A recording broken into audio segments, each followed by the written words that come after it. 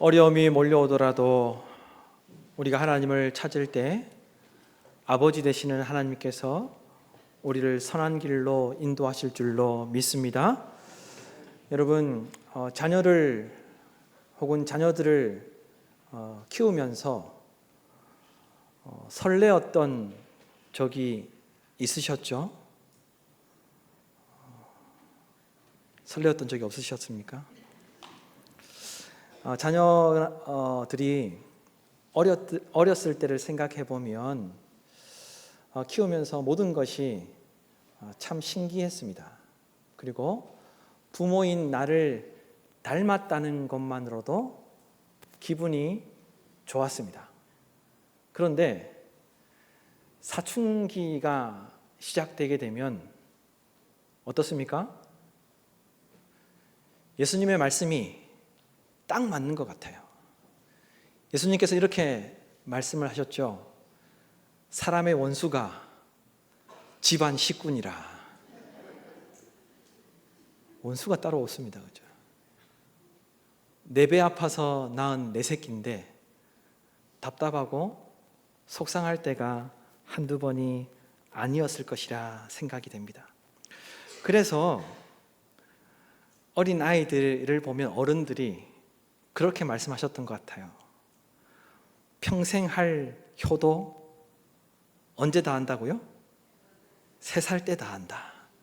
평생 할 효도 3살 때 다 한다. 그 말은 곧 자녀이지만 내 뜻대로 내 마음대로 안 되고 자녀를 키우는 것이 쉽지 않다는 이야기로 이해될 수 있습니다.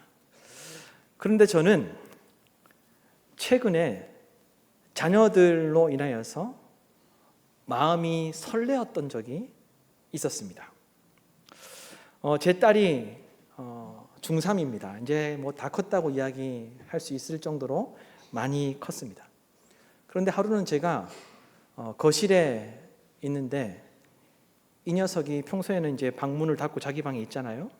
그런데 제가 거실에 있는데 그날은 방문을 열고 거실로 나오면서 아빠 이것 좀 해주라. 아빠 이것 좀 해주라. 라는 말을 듣는 순간 굉장히 설레더라고요. 마음이 정말 두근두근 거렸습니다. 저희 가정에 막둥이가 5살인데 5살 된 막둥이가 아빠라고 부르는 것과 느낌이 달랐습니다. 철없는 아이가, 아무것도 모르는 그 5살 아이가 아빠라고 부를 때는 그렇게 설레지 않았는데 다 큰 녀석이, 평소에 아빠를 안 찾던 녀석이 아빠 이것 좀 해주라 라고 하는데 굉장히 설렜습니다. 제 아내가 저를 여보라고 부를 때와도 느낌이 달랐습니다. 왜 다를까 곰곰이 생각해 보았습니다. 우선 제 아내가 저를 부를 때에는, 여보라고 부를 때에는 많은 경우 잔소리할 때 부릅니다. 그래서 뭐 설렘이 없습니다. 아마 오늘 예배 마치고 오후에 저녁에 늦게 들어가면 여보라고 또 부를 것 같은데 근데 다 큰 첫째 딸이 아빠 이것 좀 해주라. 아빠에게 도움을 요청하니까 마음이 설레더라고요. 딸이 해달라고 했던 것을 해주고 이제 딸은 자기 방으로 들어갔습니다. 그리고 저는 다시 혼자서 거실에 있게 되었는데 이런 생각을 하게 되었습니다. 하나님도 비슷한 마음이 아니실까? 내가 하나님을 찾으면 하나님 이거 해주십시오. 하나님 제가 할 수 없는 일입니다. 도와주십시오. 이 문제는 제가 해결할 수 있는 문제가 아닙니다. 하나님께서 해결해 주십시오라고 하나님을 찾고 하나님께 부탁하면 하나님도 그 마음이 기쁘시고 설레지 않으실까? 그런 생각을 해볼 수 있었습니다.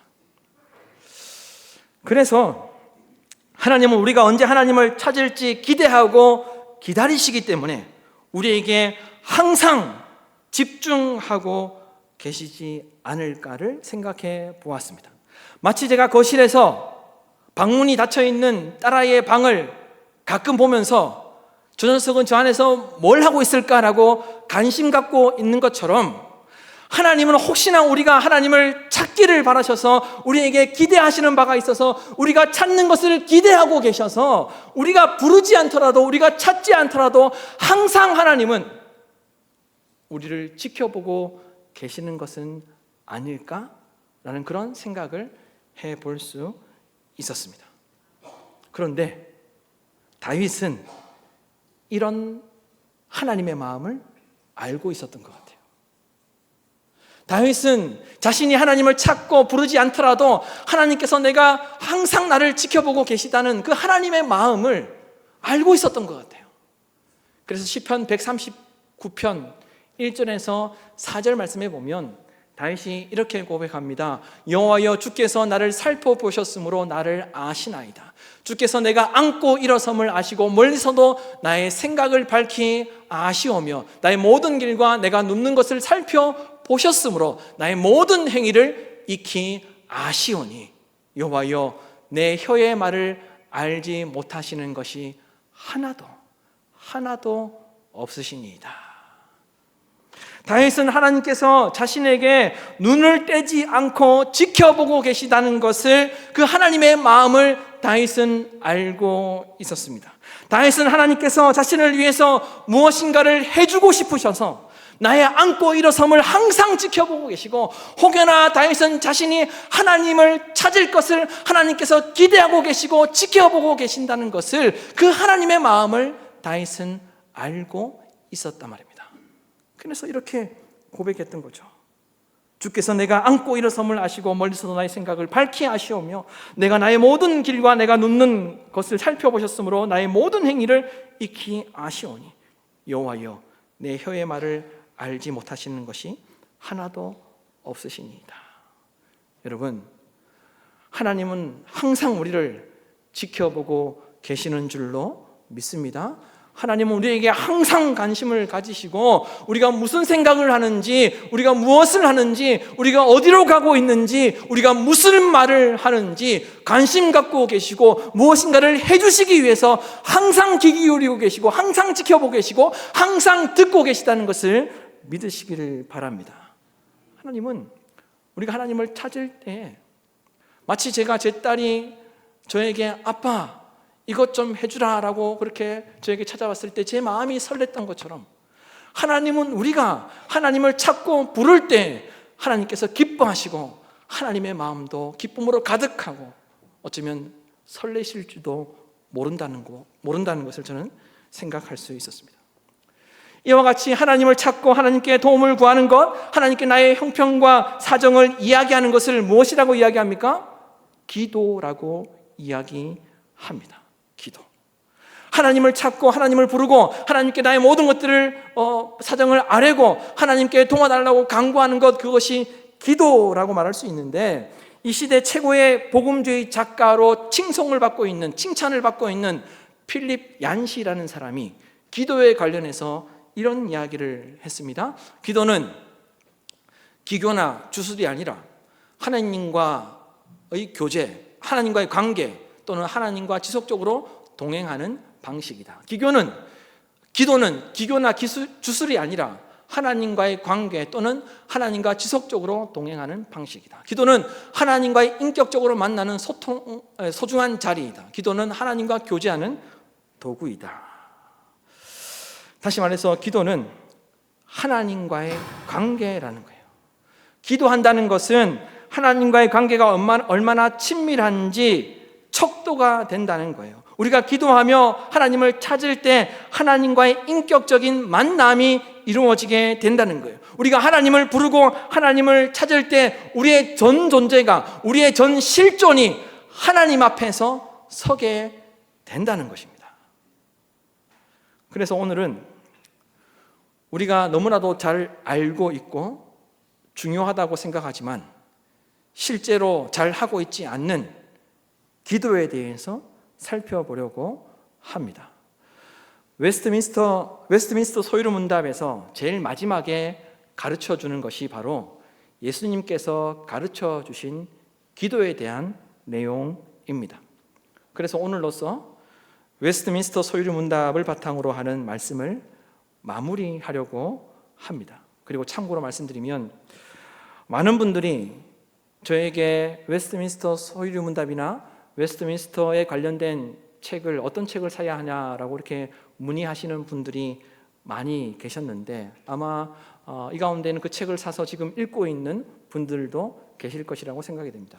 그런데 혼자서 읽는 것보다는 여럿이 모여서 335 모여서 함께 그 책을 읽고 나눔을 하시면 좋겠다는 생각이 듭니다. 그리고 오늘로써 웨스트민스터 소유로 문답을 바탕으로 하는 설교가 마무리되게 되는데 그 마지막에 예수님께서 가르쳐 주신 기도에 대해서 우리에게 가르쳐 주면서 이런 질문을 하면서 예수님께서 가르쳐 주신 기도를 가르쳐 주고 있는데 처음 질문이 이런 질문입니다. 우리의 기도를 지도하시려고 하나님께서 우리에게 주신 법칙은 무엇입니까? 우리의 기도를 지도하시려고 하나님께서 우리에게 주신 법칙은 무엇입니까? 대답입니다.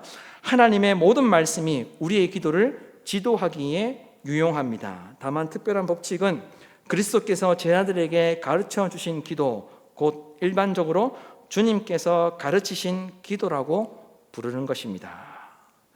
기도를 하는데 기도의 법칙이 무엇이냐고 질문하는 거예요. 기도는 말씀을 근거로 말씀을 붙잡고 기도해야 한다는 겁니다. 그리고 예수님께서 가르쳐 주신 기도가 기도의 모범이 된다라고 그렇게 이야기하고 있습니다. 이 질문 다음에 계속해서 이제 예수님께서 가르쳐 주신 기도에 대해서 아주 자세하게 설명해 주게 되는데 그 자세하게 설명해 주기 첫 번째, 100번째 질문이 이런 질문입니다. 주님이 가르치신 기도의 머릿말이 우리에게 가르치는 것은 무엇입니까? 주님이 가르치시는 기도의 머릿말이 우리에게 가르치는 것은 무엇입니까? 질문에 대한 대답입니다. 주님이 가르치신 기도의 머릿말이 우리에게 가르치는 것은 하늘에 계신 우리 아버지라는 기도의 머릿말은 자녀들이 아버지에게 나아가듯이 우리로 하여금 모든 거룩한 공경심과 확신을 가지고 도와줄 능력과 마음이 있는 하나님께 나아갈 것을 가르칩니다. 또한 우리가 다른 사람과 함께 기도하고 다른 사람을 위하여 기도할 것을 가르칩니다. 여러분, 예수님은 우리가 기도하는 대상이 아버지라는 것을 분명하게 말씀하셨습니다. 여러분, 기도는 아버지께 하는 것입니다. 기도는 멀리 계시는 하나님이 아니라 가까이 계시는 아버지께 하는 것이라는 겁니다. 그래서 기도가 관계라는 거예요. 그래서 기도가 하나님과의 만남이라는 거예요. 따라서 오늘 말씀을 통해 아버지 되시는 하나님께 참되게 기도하는 것이 무엇인지 살펴보면서 하나님과의 관계가 더욱 건강해지고 하나님과의 관계가 더욱 깊어지는 우리 목민의 모든 권속들이 될 수 있기를 간절히 소망합니다. 첫째로 기도를 통해 하나님을 만나게 된다는 믿음을 가지고 우리가 기도할 때 기도해야 한다는 겁니다. 기도는 멀리 계신 하나님께 외침이 아니라 가까이 계신 아버지를 만나는 시간이라는 것을 기억하며 기도해야 한다는 거예요. 여러분 5절 말씀을 보십시오. 5절 말씀을 다 함께 한 목소리로 읽도록 하겠습니다. 또 너희는 기도할 때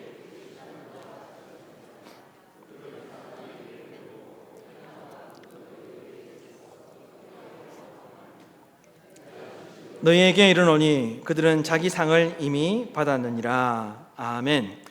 당시 경건한 유대인들은 하루에 3번씩 드리는 개인 기도 시간이 있었습니다. 규칙적으로 기도하는 개인 기도 시간이 있었습니다. 그런데 경건하다는 유대인들이 개인 기도 시간에 사람들이 많은 회당에 나와서 기도했던 거예요. 그리고 사람들이 많은 큰 거리에서 기도했던 것이죠. 그래서 예수님께서 그 경건하다는 유대인들의 그 기도하는 모습을 보시고 저들의 그 기도가 외식이고 위선이라고 말씀하셨다는 겁니다. 기도는 하나님과의 관계이고 하나님과의 만남인데, 경건하다는 그 유대인들의 기도는 하나님과의 관계가 중요해서 기도했던 것이 아니라, 하나님과 만나려고 기도했던 것이 아니라, 자기를 드러내고 자기를 나타내고 자기를 보여주기 위해서 기도했던 것이죠. 그래서 예수님께서 그들의 기도를 보시고 외식이요 위선이라고 말씀하셨던 것입니다. 5절에 말하는 이 외식이라는 말은 사전적 의미로 바깥쪽을 장식하다, 장식함이라는 그런 의미가 있습니다. 위선이라는 그런 의미가 있습니다. 헬라어로는 실제 감정이나 동기를 감추려고 함, 그리고 배우라는 그런 뜻을 가지고 있습니다. 그러니까 성경이 말하는 외식, 위선은 자신의 의도와 감정을 숨기고 자신이 원하는 바를 이루기 위해서 겉으로 나타내는 그런 행동을 말하는 것이죠. 다른 사람들에게 자기의 의도와 자기의 감정을 숨기고 속이기 위해서 겉으로만 하는 행동을 외식이고 위선이라고 말하는 것입니다.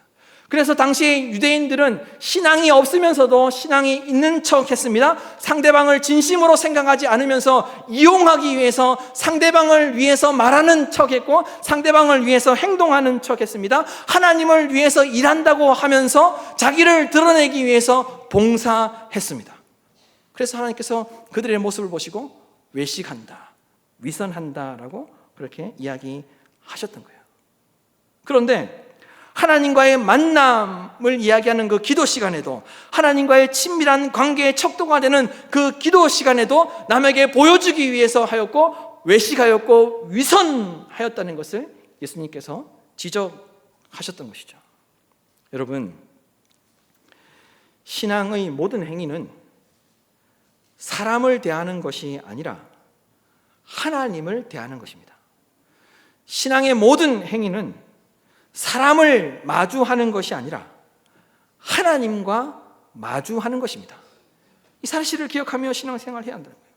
그리고 기도도 전능하신 하나님을 아버지로 대면하는 것이라는 것을 기억하며 기도해야 한다는 거예요. 그래서 기도는 아버지 하나님을 대면하는 것이기에 오늘 말씀 6절에 이렇게 말씀하고 있죠. 너희는 기도할 때 내 골방에 들어가 문을 닫고 은밀한 중에 계신 내 아버지께 기도하라. 은밀한 중에 보시는 내 아버지께서 갚으시리라. 기도를 들으시는 하나님이 아버지시라는 거예요. 기도는 아버지와 대화하는 시간이고, 기도를 통해서 아버지와 만남이 이루어지게 된다는 거예요. 여러분 꼭 기억하십시오. 신앙의 모든 행위는 사람에게 보이려는 순간, 사람에게 인정받으려고 하는 순간, 자신을 드러내려고 하는 순간 부패가 시작되고 있음을 꼭 기억하시길 바랍니다. 그리고 기도도 마찬가지라는 거예요. 여러분, 기도는 사람이 하나님을 아버지로 직접 대면하는 가장 아름답고 가장 숭고한 신앙의 행위라고 저는 믿습니다. 따라서 우리가 하나님을 아빠, 아버지라고 부를 때 하나님은 가장 기뻐하시고 아버지로서 우리의 모든 것들을 책임져 주시고 우리의 문제를 해결하기 위해서 가장 앞장서서 저와 여러분을 위해서 일해 주신다는 것을 믿음으로 기도하는 우리 국민의 모든 권속들이 될 수 있기를 간절히 소망합니다. 그래서 둘째로, 기도할 때 중언부언할 필요가 없습니다. 그래서 들으시는 분이 아버지시기 때문에 기도할 때 중언부언할 필요가 없다는 거예요. 여러분 7절에서 8절 말씀인데 7절에서 8절 말씀을 다 함께 한 목소리로 읽도록 하겠습니다. 또 기도할 때 그들은 말을 많이 하여야 들으실 줄 생각하느니라. 그러므로 그들을 본받지 말라. 구하기 전에 너희에게 있어야 할 것을 하나님 너희 아버지께서 아시느니라. 아멘. 우리는 기도할 때 기도를 어떻게 해야 하나, 무슨 말을 해야 하나, 어떤 방식으로 해야 하나, 이것까지 기도해도 되나라고 그렇게 생각하는 경우들이 있는데, 그럴 필요가 없다는 거예요. 여러분, 아버지와 부모님과 대화할 때 어떻게 대화해야 하나? 무슨 말을 해야 하나? 어떤 방식으로 대화해야 하나? 이것까지 말해도 되나라고 고민하고 스스로를 단속하는 분이 계십니까? 없으시죠. 부모님께는, 아버지께는, 어머니께는 그냥 대화하는 방식이 없습니다. 모든 것들을 다 쏟아냅니다. 모든 것들을 다 이야기합니다. 심지어 억울한 일까지, 내가 잘못해서 혹여나 누구에게 책망을 듣는다 할지라도 그런 일이 있었다는 것까지도 부모님께 다 이야기하죠. 그래서 예수님은 기도를 가르쳐 주시면서 중언부언하지 말라라고 그렇게 말씀하셨던 거예요. 이 중언부언하다는 말의 사전적 의미는 한 이야기를 또 하고 또 한다는 그런 의미가 있습니다. 그리고 헬라어로는 쓸데없는 말을 하다, 말을 많이 하다는 그런 의미가 있습니다. 그래서 기도는 말의 양이 중요한 것이 아니라 질이 중요하다는 것을 이야기하고 있는데, 기도할 때 이방인과 같이 중언부언하지 말라는 말의 뜻은 아무런 생각 없이, 기대하는 마음 없이 기계적으로 많은 이야기를 하지 말라는 뜻입니다. 하나님 아버지께서 들어주실 것이라는 그런 기대감 없이, 아무런 생각 없이 들어줘도 되고 안 들어줘도 되는 그런 마음으로 기도하지 말라는 거예요. 하나님께 기대하는 마음 없이 기계적으로 많은 말을 할 필요가 없다는 거예요. 다만 오해하지 말아야 할 것은 반복해서 기도하는 것을 하지 말라는 이야기는 아니라는 거예요. 왜냐하면 예수님께서 기도할 때 이렇게 기도하라고 기도를 가르쳐 주셨기 때문에 우리는 이렇게 기도하라고 말씀하신 그 기도를 반복해서 하고 있습니다. 또한 예수님도 십자가에서 처형을 당하시기 전에 아버지 하나님의 원대로 되기를 원한다고 3번이나 반복해서 기도했기 때문에 반복해서 기도하지 말라는 이야기가 아니라는 거예요.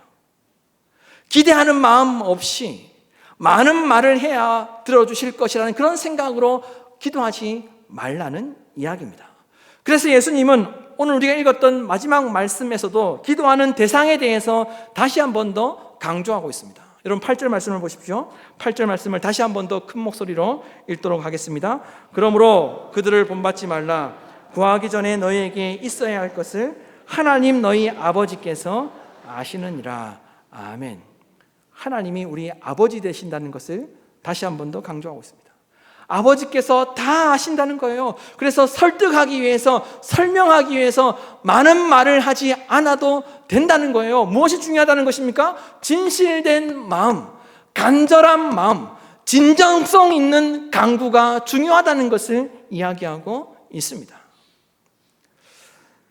신학자요, 영성가요, 수도사요, 시인인 토마스 머튼은 기도를 하면서 이기적인 문제를 가지고 기도를 해야 하나 말아야 하나 고민하다가 이런 결론을 내렸습니다. 하나님은 자녀들의 기도가 자기 중심적이냐 아니냐에 특별히 개의치 않으신다. 주님은 그저 기도를 듣고 싶어 하실 뿐이다. 주님은 그저 기도를 듣고 싶어 하실 뿐이다. 구하라 그리하면 받으리라. 자신의 필요에 관해서는 아무것도 구해서는 안 된다고 생각하는 것은 일종의 교만이다.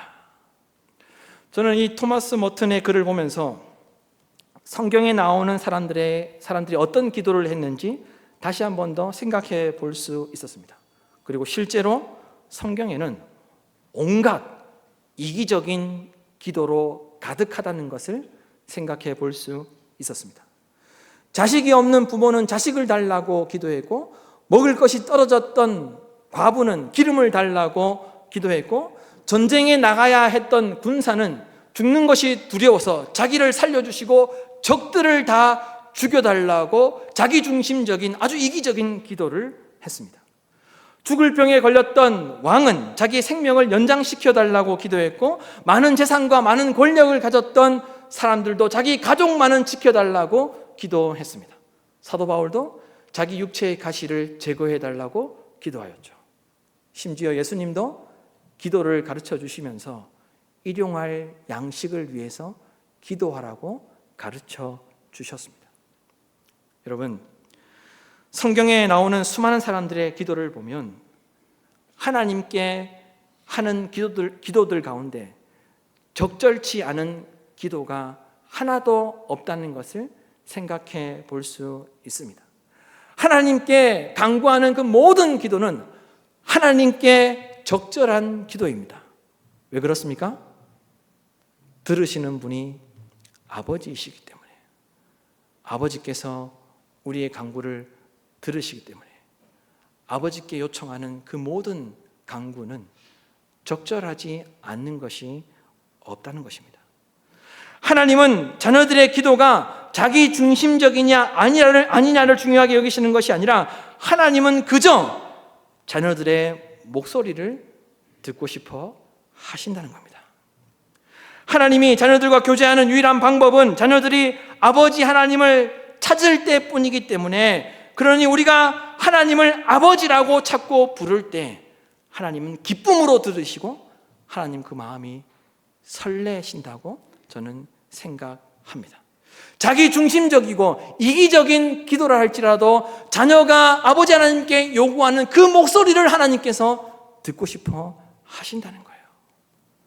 여러분, 제가 서두에 예를 들어서 이야기했지만 저의 첫째 딸이 굉장히 대단한 것을 저에게 부탁했던 것이 아닙니다.